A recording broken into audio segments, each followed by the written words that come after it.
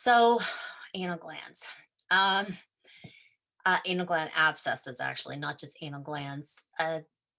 It's Anal glands are so easy. Anal gland abscesses or impactions are so easy to prevent with a raw food diet that's rich in bone. So, bones that have been ground right into the diet. If it happens, it's pretty simple to deal with. What you do is you apply hot compresses with green and chamomile tea, and then you can go and you can buy some hypericum tincture, and then you put a couple drops of hypericum tincture in the green tea and the chamomile tea, and you use it as warm compresses. Then you can give arnica 200C, pepper sulf 200C, and do that 3 times a day for 4 days. Then you follow with silica 30C 3 times a day for 10 days. During this whole entire process, you want to feed soft bones, unless they're obviously completely allergic to poultry. And then you're going to have to find something maybe like oxtails or something that's easier to chew, but that produce a sort of calcium-like substance within their stools. This works the best for me for chronic anal gland issues. What I wanted to say quickly is that anal glands are made to be to express every time a dog or cat defecates. It was their tracking mechanism. It's like reading the paper. It's how a group of dogs or a group of cats or a single dog or a single cat can smell another dog or cat's feces. They can know the sex, they can know whether it's sick, they can know how old it is.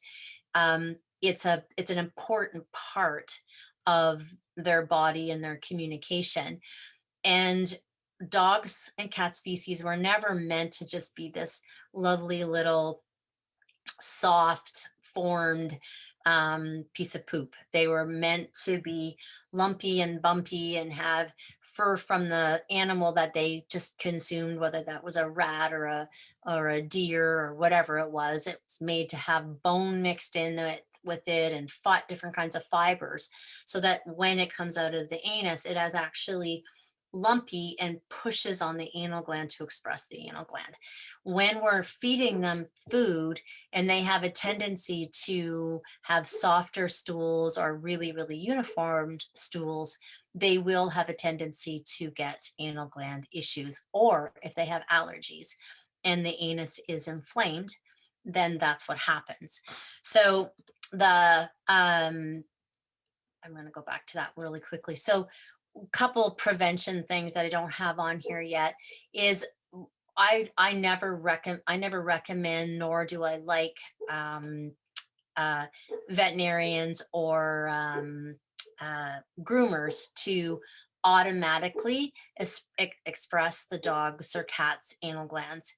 And the reason that is that I feel like the more they're manipulated, the more they won't do it on their own. And if you think of a pimple or thinking of squeezing anything, what happens is when you squeeze it, there's a sphincter, right? Or like if you think of a pore, there's an opening. But in an anal gland, it actually has a little sphincter. And every time that's manipulated or squeezed too hard and it becomes inflamed, it scars.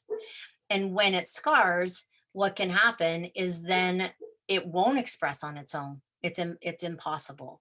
So I would be very careful with, you know, like I said, vets and groomers, they do it to be nice and to give sort of a little perk with a visit, but definitely it's not a perk that you want to have. So you should make sure that that doesn't happen.